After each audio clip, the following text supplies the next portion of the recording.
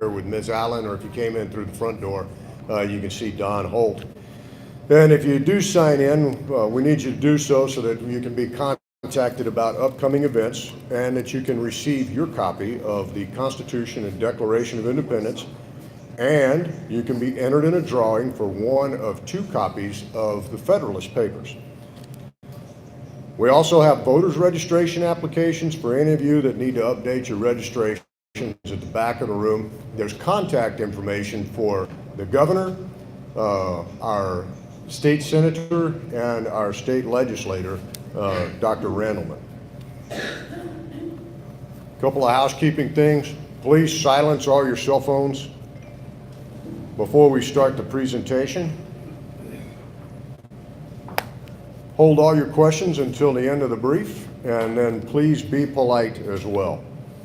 And I'm sure that many of you, like I am, are concerned about the recent acts of violence that dominate the news and have led to talk of firearms confiscation, ammunition restrictions, and so-called red flag laws. I'm also sure that I'm not alone in my concern for how these measures affect our unalienable rights, our blood-bought freedom, and the future of our republic. While we preserve our rights, let us make equally sure that we fulfill our responsibilities as Americans and ultimately as Christians. After our opening remarks, our prayer and pledge of allegiance, Mr. Don Spencer will speak for 45 to 50 minutes. We'll take a short break where we will conduct the drawing, and then we'll complete Mr. Spencer's presentation and have time for questions before Sheriff Turner arrives. He will speak and answer questions for 20 to 30 minutes, and then Mr. Spencer will speak briefly, and I will close. Before we start, allow me to thank a few people without whom this event would not have happened. Each person here who has taken time out of their life to be here tonight, everyone who's watching via live stream, my beautiful wife Sherry for organizing this and scheduling it, Haskel County Republicans for sponsoring this presentation, Antioch Baptist Church for allowing us to use their facilities, and Sheriff Turner for his attendance here tonight. He will arrive later. We invited to attend. Our state representative, Dr. Randy Randleman, is here, and he right now is being treated for bone cancer, and we ask for your prayers for his successful treatment and complete healing. And a big thank you to Mr. Don Spencer for the work that he and the Oklahoma Second Amendment Association do to protect our Second Amendment rights and the rest of the Constitution. Finally, I thank God that I'm an American and that I live in the greatest nation the world will ever see. God bless each of you, God bless Oklahoma, and God bless America. Please join me in prayer. Almighty God, we bow before you in humility and thanksgiving. We thank you for life and health and freedom. We honor you and praise you and give you all the glory. We ask for healing for Representative Randleman and anyone else connected to this group. We ask you to give us wisdom and courage. Give us eyes to see and ears to hear. Give us heart for you here, and may it ultimately glorify you. We ask all this in the all-powerful and holy name, the name above all names, Jesus Christ. Amen. Please stand for the Pledge of Allegiance.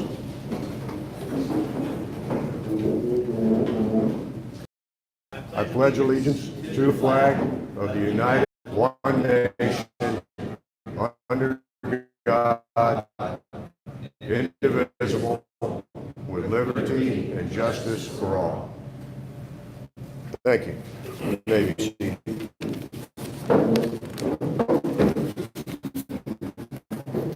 Our speaker tonight is Mr. Don Spencer, President of the Oklahoma Second Amendment Association, OK, to media and the public about the founders' intent concerning the Second Amendment. You can thank Oklahoma Second Amendment Association for constitutional carry, for blocking the petition to overturn constitutional carry. If you're a Self-Defense Act permit holder, you may now keep your weapon locked in your vehicle while at a K-12 school or at a VOTEC campus, thanks to OK2A. These are just a few of the many legislative successions that have happened largely through the work of OK2A. I encourage you to visit their website at ok2a.org to find out more and to join. There's some literature at the back of the room, membership applications, etc. In addition to the above, Don is a CLEAT certified firearms instructor and a licensed armed security officer. Finally, Don is a lifelong Okie, a Christian, and has been married to his wife Stephanie since 1983.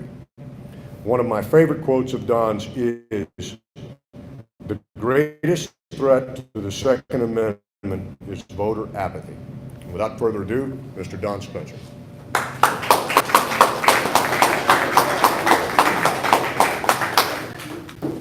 Well, I have to admit, when I was told this was Haskel County, being a guy from Tulsa, I thought I was going to Haskell, Oklahoma. With the old rule that just because a town's name doesn't mean it's in the county it's named. That should be one of the laws. Maybe we should run a bill, Representative Randall, maybe we should run a bill requiring that. So anyway, I'm not disappointed at all, other than myself, other than not know the geography better, even if I've lived here my whole life. But Stigler is a great area to be in. I think it's a pretty good representation that you've got some very, very good leadership from this area. Representative Randleman, I'm going to go ahead and brag on him right now. He only has an A rating with the Oklahoma Second Amendment Association, and we'll be releasing that here very shortly. So it's great when you don't. I mean, I think I walked in your office maybe twice, just asked him something, and he said, "I'm good, I'm fine. Let's go. Yeah, I'm with you. Yeah." And that's just nice, where you don't have to send somebody up there and educate them on, or wait for them to get their life together to figure out what they're supposed to be doing. So when people say, "Oh, there's no good legislators up there," yes, there are. There's some very good people up there, and I'll agree with you. There's some problems, and I can probably point them out faster than you can. But again, it's just great to know that there is a constitution. It does mean something, and that we have legislators that actually hold that to heart, and they actually show it in their actions. So thank you, Representative Randleman, for that. All right. Oh, come on, folks. It's this guy. Oh, that's a big deal. I want to see if you're awake back there. See, I can tell the Baptists back on the back row. I being one, no one. So that's how we can do that.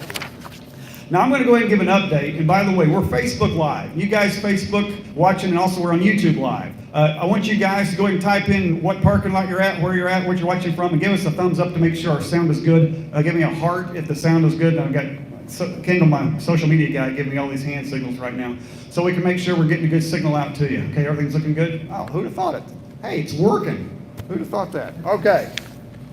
The Oklahoma Second Amendment Association was founded in 2009 by a gentleman by the name of Tim Gillespie, who is still on our board of directors, because there was this stopgap that was between National Rifle Association, Gun Owners of America, and some of the other national groups just wasn't making and cutting it at our own state capitol. And in 2010, I realized and came on board, as I described today, because here I'm taking an armed security guard class at a VOTEC, and it's a felony for me to leave my gun in the car while at an armed security guard class. That's what we call oxymoron, and that's just stupid in laws. And so I got involved, and I was told I dealt with was the absolute most difficult way it could go through, and we got it to the governor's desk and got it signed. I went, so this is how this is done. You mean some goofy, skinny guy from southeast Logan County, Meridian, can actually show up at the state capitol and make a difference? And it's amazing how much effort it takes, but also it's amazing how it takes place and did more damage than anything that could have happened. And it actually that was in 2011, and it took us till 2012 to recover and get it passed and signed by the governor. So communication with the legislator, folks, these people, they got respect, even though you disagree with someone, because by the way, I've even disagreed with Jesus. Dear Lord, do I really have to love my enemy? I really have to do that? I mean, I've had my disagreements there too. So, but respect is where it all comes out. And OK2A, even though I will tell you there are legislators who hate us, we still manage to command respect because we're consistent, we're fair, we're trying to deliver exactly what we say, and we grade them when they don't deliver. And it's kind of amazing how some people don't like that grade and how that shows up. But I tell you what, with OK2A, with one person sitting in a committee meeting and watching a legislator actually bash and bash and bash a bill to defend your Second Amendment rights, and then finally vote for it because they realize they couldn't get it killed, the NRA scores that as a yes vote. Not OK2A. We'll give you the yes vote, but we're knocking you down for working against liberty. And this is where it makes the difference, because they'll say, well, look, I've got a rating with the NRAs. Yeah, well, that's fine. They're 1,300 miles away. We live here.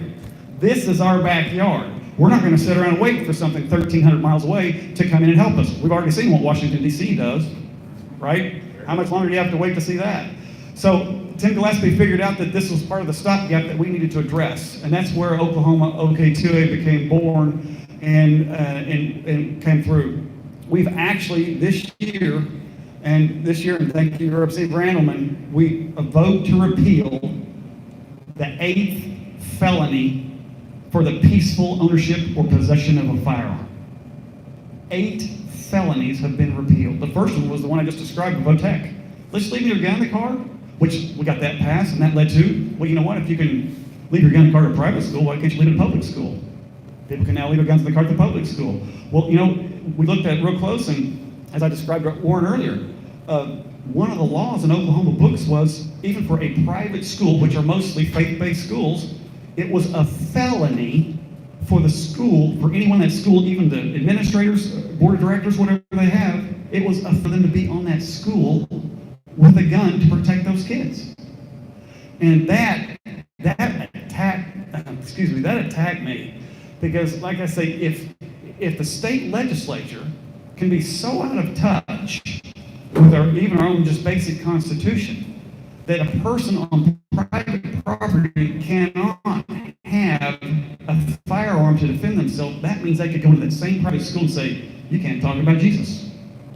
And like I said, that sent chills down me. And so we worked with Pastor Tom Vineyard in Oklahoma City, and we worked and got it passed. So whoever authorized that private school could authorize a person to carry, whether it be a teacher or any other person, to have their weapons policy set up, and got that passed.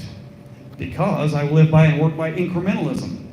Well, if you can have guns in the classroom for a private school, where else should you be able to have them? At public school. And you can't tell me those kids in the public school are lesser or greater value than the ones in a private school. So you can see how the incrementalism builds through the years and how we've managed to push. 2 years ago, there was one of the felony repeals of all things. If you owned a private bus, you owned it, and it was on your own private property, and you went on that bus with your gun on that private property, you committed a 10-year, $10,000 felony in the state of Oklahoma. Yeah. Did you know that? You did? Aren't you glad you came tonight? Now, my objective, and I've said this many times, and I have no problem saying it again, our job at OK2A is to take the stupid out of gun laws. And it's been real deep. This last year, the year before last, being right here in a church where we are tonight, I wanted to make sure, especially with some of the lunacy that goes on, the attacks have taken place in churches, that a church is not sued out of existence because someone did a self-defense act to stop a perpetrator. Because there was a small gap that still needed to be filled. Because, hey, if in Oklahoma's got a terrible, terrible litigious system, you sue one church and you kill it, what are they going to do? Yeah, they're going to just keep going after them, keep going after them. So we went after it. And guess who fought us on that? Guess who was against that? Guess who did not want a church to be sued out of existence? Oh, you can feedback. You can yell at me. Who? What? Well, that'd be nice, Lisa, but we'll go ahead and just start. The Oklahoma Game Wardens Association, the Oklahoma Troopers Association. And there's a list of dozens of other, of course, every college, every university was against this. And here's a lot of it. The colleges and universities, they're using your tax dollars that is collected from you. It goes to the state capital, it's dispersed to the university. They hire lobbyists, they send them back to the state capital. Sound like a good deal? Are you feeling better? And you know what? Don't even take the time blaming a Democrat. If we can't get a bill passed, there is no one to blame but Republicans, since we have a supermajority in the House, a supermajority in the Senate, and we've got an excellent governor. Excellent governor. We're actually every legislator to jump on board, and there's a good reason to say, well, why not? Because yes, it does make perfect sense. It does, and the way the bill is written, it does not violate any person's First Amendment right. You just can't use public dollars. If that person, same person, wants to go to the state capitol on their own property, that's your business. That's your right, and we will defend so you can do exactly that. We'll defend so you can do exactly that. But again, it's how all these things fall together in a OK two-way works, because just this past year, we worked and lobbied heavily because on a college campus, the First Amendment has just been so strangled because of just basic bullying by higher education. But if a Christian wants to have a Christian club on campus, you won't believe the difficulty it has. If someone wants to have a gun club, if someone wants to have a shooting range group, you won't believe the amount that goes on. But if a homosexual group wants to have an activity, here, they'll throw the money at it right there, and your tax dollars are going right at it. Right at it. So the Senate Bill 361 was important because it protects the student's right to be able to freely exercise their First Amendment right. And if there is any repercussion from that, that university basically is going to give that person, that student, their tuition plus a nice walking down the road check. So that stuff's going to have to end. And this is where, like I said, I don't know how many college campus students will say, well, we want college campus carry so we can defend ourselves. But if we bring anything up about it, we know we'll just be crucified one way or the other. Well, this is a step in the right direction to stop that. And that's one of the things that's okay to work in. And they say, well, a lot of people are confused that, well, you're a gun group. No, it was the vote. And also in the Senate, 40-6 was the vote. The governor, he wanted that bill on his desk so fast to sign, there was only 2 hours, and they were literally looking for an official Oklahoma pen because it hadn't been printed up yet to sign it with. So that's how fast and how well this thing went. And the interesting thing is, even during that 1 month that it was being tracked through, out-of-state dollars was being heavily used by every town, and it's called Moms Demand Action. And every town is Mayor Bloomberg. He'd actually put $1 million into the state to go against constitutional carry back in January. And that was just this year. So they're also petitions, and they're doing all these things. And meanwhile, I'm getting all the nasty emails and texts and all these things that I'm the cause for all the ills of the world, and I'm just politely keep my mouth shut and just keep moving forward. And I meet, because she came up and introduced herself to me, one of the lobbyists flown in from Florida to work against constitutional carry. Wow, that's pretty nice. And then last year, to defeat constitutional carry, when the governor vetoed it, they ran a full-page ad on the back of the Daily Oklahoman. Now, folks, that ain't cheap. That ain't cheap. And then also they hired a lobbyist from Oklahoma City to go against constitutional carry. And he was actually a bit upset with me, but that's one more thing for you to get over, I guess. Just add that to the list. So we still managed, working with House leadership, Senate leadership, to get it to the governor's desk. And like I say, a lot of people think, boy, that sure went through real easy. Well, we'd only been working on it for 10 years. So if you want to think it went through in a hurry, I guess you can, because you're only seeing the final sprint that you saw. You didn't see the preparation, the workout to get into the track to run the race. So again, constitutional carry will 2019. It's done. It's a deal. It's a done deal. Yeah.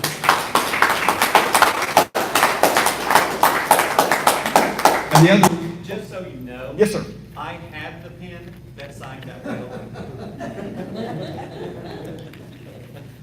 Representative Randleman, I appreciate your enthusiasm, but no, you don't, because I do, because Senator David gave it to me. And we got the video of it too. But you got one of the pens, you hang on to it, because it is historic. There's no doubt about it. It still cracks me up. That day was quite something, because, like I said, there was still a Senate vote, and Moms Demand Action was up there in the hallway, just kind of, here's our petition. Please don't vote for Congress, because they knew it was going to happen, and that was quite rewarding on the inside for me, knowing that they were pretty well devastated by it, and now you can tell that they're not done, because 3 weeks ago they filed a referendum petition to basically, so it would not go into effect and it would have to go to a vote of the people. Well, we've already waited 112 years, because a lot of people don't even realize in the statehood in 1907, Oklahoma, the first law they made is you shall not carry a pistol, rifle, or shotgun on or about your person. The first law. So we can't blame the current legislatures. We can't even blame 20 years ago. We have to go back and blame our great-grandparents, because they're the ones that allowed that to take place. They're allowed to embrace progressive socialism that the state was founded on. And what we're fighting against that at every step of the way, just to get it back to where it should be. We're not even back to center yet, folks. We're not even back to the center. So, and there's terrible court rulings that made it, actually, believe it or not, a court ruling. A gentleman was in his own front yard and was charged with possession of a pistol. That's Oklahoma for you. What Second Amendment? So you can see this struggle is quite a bit going on, and it's far from over. And the Moms Demand Action, this outside state money, want to make sure you don't get that right or get to keep it. And they're willing to do anything, including totally exaggerate, because, like I say, in the referendum petition, which is why we filed a protest to it, which, folks, that costs money too, but we filed a protest to it, and the protest was one basic because they said in their referendum, it said that a person would be able to carry on a college campus. And we went to exceptional efforts and had with higher ed to make sure that they were satisfied that this would not allow them to carry on a college campus. So they misrepresented, so when someone's going to sign it, they said, well, a person will be able to carry on a college campus. Oh, I need to sign that. So they falsely went ahead and got these signatures, and then as we found out today, they only got 37,000 when they were saying they had, they were so close, they're right there. So folks, if they'll exaggerate trying to falsify getting a signature, what skin is it to lie about how many signatures you got? That's what we're dealing with here. And I don't want to just say lie, but I mean, there's a lot of dishonesty that's just been taking place on this, and it's because we've been steadfast and moving through it. But I just wanted you to show our reply that OK2A, look at this right here. This is the reply to the state Supreme Court right here. This is what was presented to the state Supreme Court. Why the information was taken by a false pretense. Also, would you look on here too very closely? At the very top of it says the Oklahoma Second Amendment Association. It also says Oklahoma Taxpayers Unite, and also the Oklahoma Conservative Political Action Committee. And then there are 39 legislators' names after that. Now, in all fairness, I want to make it clear, Representative Randleman's name's not on this, but folks, we did this list in just hours. That is, and not everyone got back with us. In fact, I've got names on here that people would still have their name on here. I don't think he'd have a problem having his name on it, but it was just such a short time, and I know you've had some personal issues. This is nothing held against him, so don't anyone start saying, why wasn't your name on there? I'm defending him right now, okay? So you don't have to go there. So I want to make sure that's clear. But again, if you can see right here, this is the 3 people that filed the referendum. Meanwhile, the Supreme Court is looking at this list of people here. When you've got the Speaker of the House, the floor leader of the House, the floor leader of the Senate, amongst another 36 legislators, what do you think that does when it falls on the desk of the state Supreme Court? What have we got here? Now, they're kind kind of treating it like probably like you would, the snake guy with the stick. You just keeping it. They're keeping it away because they wanted to see one. If they didn't get enough signatures, this is all a moot point, which is fine. But my point being is, the hours it took to prep this, just the printing and just the filing fee, was over $1,000. Yeah, just to defend your rights. Even though it probably all is a moot point, we were there, we were ready to be prepared. Because we weren't just going to get caught with our pants down on this. We weren't going to do it. We waited too long, we worked too hard for, like I say, for some out-of-state entity to come in with an AstroTurf effort to undermine what we in Oklahoma say we want. And to make it clear too, they say, well, 80%, 83% of Oklahomans don't want this. Really? Then why did so many legislators, 41 in the House, sent to the state capitol, and the governor, every person in the Republican that ran for governor said, you know what, I will sign constitutional carry. I'll sign it. Legislators said, yes, they'll sign it. They come to us for an endorsement. So I'm not shocked when it's over 70% of the people out there that want this, because that's basically what's reflected in the votes on the floor and in the House and the Senate. So again, that is not a coincidence. That's because OK2A is not maybe part of the driving force, but I consider it more like a contractor that's building a house. You get the right people together at the right time to make the right action happen, and you know what you end up with? A nice house. And so that's what we've done here. Now what I'm going to do is I'm going to go ahead and answer any questions on constitutional carry that you may have right now. Or let me give you the brief rundown first. You have to be 21 years of age, 18 unless you're active duty military or reserve. You have to be able to legally purchase a firearm before you can legally carry a firearm. That firearm can be carried a pistol, rifle, or shotgun, open or concealed, and without any other further permission from the government or paying any fees to do so. That's basically it. A felon can't do this. A person that's been charged and convicted of domestic violence can't do this, and a whole other slew of things too. So I want to get to that point in case someone has a question. But folks, that's basically it in a nutshell. And like I say, we've made it as less complicated as possible. Oh, and I had a question come today. I'm going to answer this first. What about people from Texas or some other state? Can they come in here? The answer is, yeah, if they meet the qualifications. If they can buy a gun in their state and legally carry it, they can buy it here, or they can carry it here. That's right. So a person from, in fact, one person kind of got mad. You mean a person from California that can't carry a gun there can carry it here? So you betcha. They can find out what liberty really looks like. That's exactly right. So if there's any other questions on constitutional carry, throw your hand up, holler at me. You're kidding. You mean I've done that good of a job? How many states have constitutional? Good question. 16.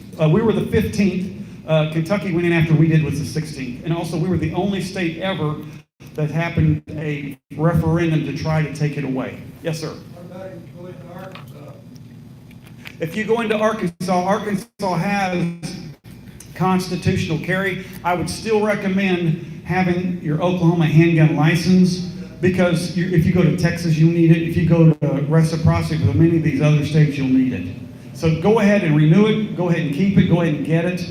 And as far as the concern of training, folks, training, absolutely, you got to be capable up to what you're comfortable with. And what cracks me up, just this last week in Midwest City, maybe some of you saw this story, but there was a lady that was cleaning an elderly man's home, and he was out while she was cleaning it. And someone slices the tires on her car out in this front driveway. She calls the homeowner, says, who is this out here slicing the tire? Go get it. She retreats back to that bedroom. This guy kicks the door in on the gun, stopped the perpetrator dead in his tracks. And I mean dead, that's as literal as I can make it, with a .22 pistol. I've actually trained a person in 5 minutes so they could defend themselves in their home until we could do more training for them to go out into the public to carry. But I tell you what, I would still rather me personally, I'd still rather take a ricochet bullet or an accident from someone that's actually trying to stop a perpetrator than a perpetrator shooting me because they've already killed somebody else. So that's how I look at it. So anyway, but thank you, sir, for the question. Is there anything else on constitutional carry? Yes, sir. Don, how many of the other states that has it, after they pass the constitutional carry, did their crime rate spike on? You mean going up, Spike? Yes. That just hasn't happened. Basically, what's happened is you don't see a difference. It might taper off a bit. They keep yelling that, oh, St. Louis, Missouri, it's going nuts. Yeah, but if you look around all the areas around it, it's actually dropping. And the problem with St. Louis, Missouri, if you really get literal, it's East St. Louis, Missouri, which is Illinois. Then all that traffic comes over, they do their stuff, and then they run back across the bridge and create that kind of a havoc. So, but you know, it's just like in 1996 when concealed carry came in. Oh, there's going to be blood in the streets. We'll be stepping over bodies. 2012 open carry. Oh, the same thing. And you're hearing this, and the reality is you're going to see some enthusiasm for constitutional carry. You're going to see some people carrying long guns. Don't actually thank them because it takes some courage to do that. But here's what's going to happen, folks. Them long guns get heavy. And then guys, after a while, are going to say, you know what, I'm going to go back and just carry my pistol. And that's what you're going to see taper off after a while. And this concern about the private property in Walmart, there's no doubt that this was coming anyway. That to solve the problem is, as they say, concealed carry only. I'm not a fan of it. It solves nothing. It doesn't stop a perpetrator from coming in and committing a heinous crime. Stopping the sale of handgun ammunition, it's never happened that someone says, oh, I need to buy a box of ammo before I come shoot the place up. That doesn't happen. So it's just a short feel-good, and I'm sure the moms demand action want to call that a victory, but the bottom line is Walmart has the right to be stupid, but I'll give them credit that they say, okay, we know you got guns, we just don't want to see it. And I've dealt with that in restaurants and somewhere else. And folks, that's going to be the short-term reality till they realize, you know what, this isn't that big a deal after all. So you're going to see that take place. And again, November 1st, if you want to live on the wild side, bid state capitol, 10 a.m., we're having the Second Amendment rally. And you're invited to carry long guns, shotguns, rifles. We are asking that anyone that carries a long gun to do so with it not being chambered, because the last thing we do is need any kind of accident, because that's exactly what they're wanting and waiting for. So we're going to stay one ahead of them. It'll be just like at the range. You don't chamber it until you're ready to go up to shoot. Of course, no one's going to be shooting at the state capitol, as far as I know. So but like I say, state capitol, if you want a place to be, that's going to be the place to be, November 1st. It's a Friday. So take some time off, come up to state capitol, and see what liberty looks like. All right? Okay. Any more questions on that? I have one question. Yes, sir. You said shotgun, rifle, and handgun. Yes. Does that include military style rifle? Any legal firearm you can legally carry. Now, I want to make it clear, and I didn't bring this up, so let me bring this up. It's got to be carried by a sling, holster, scabbard, or in a case. Do not think, folks, for 1 minute you're going to be able to carry a gun in your hand, which will be considered brandishing, unless you're involved directly in the act of self-defense. Okay? So, someone just walking around with a rifle up over their shoulder, no, that's not going to fly. It's got to be in a sling, and we call it a negative position. A positive position is when or offensive position is when you're here. A defensive position when it's slung over your back or maybe even hanging in front of you. And again, we're going to request every person not have that firearm chambered. Those of you that carry a pistol in your holster, that's fine, but it's not a day for show and tell. It's a day for liberty. So that's what's going on. And like I said, we're going to see if we get some other speakers up there. I've got a slew of legislators that would like to speak that day. I can't imagine why. So anyway, but that's what's going on. How am I on time? Tell me where I'm on time. 20 minutes. I got 20 minutes? Yes, sir. Really? What you got? I just looked and I was Until going break. until break. Okay. Give me a 5-minute warning. Okay? Because otherwise I could probably get actually to give you a comment, if you would like. Sure. As a licensed psychologist, we evaluate children that are in schools that says that they're going to kill a teacher or blow up a school. It's important for us to have the people there to protect the children, because it's terrible that we even have to lock our elementaries. But I can share with us, the last several years that we've been doing these evaluations, I've had 44 children that's been evaluated, and there's 18 out of the 44 that we would not let back into school because they were a real risk. And see, that's where this carnage has to be used to stop.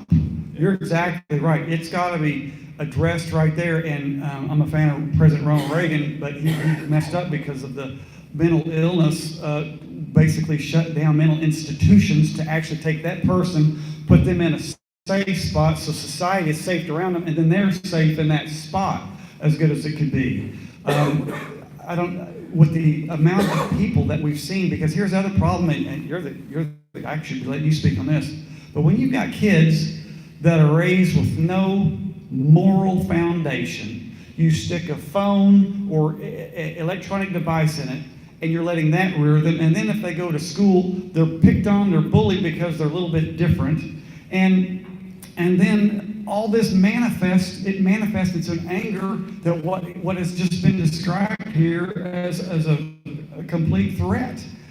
And then on top of that, government fails it because, well, okay, let's do that, but let's don't say anything because that'll mess up our school stats or something in some other direction, or Obama administration deals. And then you have a terrible tragedy like in Florida. And then on top of the government failure, the armed security guard that's there to stop this doesn't engage. And the reason why he's being sued, but it won't happen, he wasn't sued criminally, is because law enforcement is under no legal obligation to defend any individual person. It is on you. That is a well-established court finding over and over again. So the thing is, if the law enforcement is not responsible for you, who is?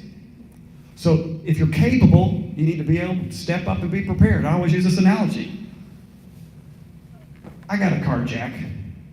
Oh, you must be paranoid, Don. You got a carjack. You're planning on having a flat. No, I'm not planning on having a flat. But I know just enough to keep myself from getting hurt if I've got to change that tire if AAA can't get there. And the gun effort is not any different. You need to be prepared up to the level you're comfortable with until AAA law enforcement can get there. That's right. You are your own stopgap. That's you. So again, I think in Oklahoma, you're going to see this resonate well because the fact that just like we've seen it, just about anybody in that movie theater could be carrying a gun. Just about anybody in that Walmart could be carrying a gun now, not just someone with a piece of plastic in their wallet. Just walking out in the park or whatever. That lady swinging the kids at the swing in the park. She may be toting there and you don't know it. So I think that is a positive help deter crime just on that face value alone. So, but thank you, Representative. I should have had you come up here just so they could hear you but again, I appreciate your point because I keep getting asked, what are we going to do about this? What are we going to do about this? Well, what needs to be done and addressed, and I get laughed at, but I don't care, it's a change of the heart. You can make all the laws you want to make, but that doesn't change the heart. Even though we've changed the law for even constitutional carry, it's not a change of the heart to force people and scare people to carry long guns in places that freaks them out. We need to ease into it so it's a respectful change of the heart. And the same thing that needs to take place. People need to be held accountable for their own actions, period. And it just seems like it's amazing how an inanimate object as a gun can take so much blame. And it cracks me up with the moms demand action. There can be 4 people stabbed to death. You don't hear a word out of them. There could be someone get in a truck and drive over people and kill hundreds of people, and you don't hear them. But somebody fires a gun, and they'll misrepresent. Oh, there was a school shooting. Well, when it actually happened in the parking lot next to the school, some guy committed suicide in a car. They're calling that a school shooting. So these types of misrepresentations, and the fact is, there's more people to die today from opioid overdose than they will from getting a prescription. And you can keep going on and on. And by the way, there's a lot more people ever even thought about dying before they ever had a chance to leave the womb before guns ever harmed anybody. And it all falls back to it, and that's a marriage to a man to a woman. Because when that was disrespected, and that has just been made caveat or it's no big deal, look at the value of life just dropped. How insignificant it is. And it all ties together. It all ties together. So can we legislate morality? Well, we did it and it worked pretty well, and we quit doing it. Look what you got. So anyway. So was there any other questions before Don went on his tangent there? Okay. Also, one other thing, in the response, that was back to the petition on trying to take away the constitutional carry. In the attorney's response back to this, not ours, theirs, they kept using this term I want you to hear. They kept using the term direct democracy petitioners. And this is used over and over through their paperwork because they feel the people have the right to vote on this, when even though a representative republic is installed for this to take care of. They want a democracy. Folks, we're not a democracy, never have been. Amen. And it's absolutely disgusting that the term is ever used at all. Because the fact is, a democracy is simply, you know what, there's a pothole out here in the street. Let's go out here and take a vote. Let's take a vote. Okay, all right, now we're going to take a vote. Let's all vote right here. We're going to let Warren pay for it. Everyone raise your hand. Okay, everyone raises their hand. Warren pays for that hole. There's your democracy. That's a democracy. And if you love a democracy, look at India. What's good stuff, right? They've got everything worked out well there. Okay, so that's how it works. So I tell you what, if you want to go ahead and take a break now, or Yes, sir, we can take a break Yeah. now. We'll take, and then we'll get into the red flag laws. I did all that to lead up to it, so you would understand how important and how dangerous these red flag laws will be. Okay? I'll tell you You what, what? Oh, we're going to let them know. Okay, we're going to take how long a break? let's call it 5 minutes. Be back in your seats, please, at 27 after. We're going to take a 5-minute break on Facebook and YouTube. We're going to stop you for a minute, and then we're going to come back. All right? Thank you, Kendall. Anyone who needs to utilize the bathrooms, go out the exit door over there.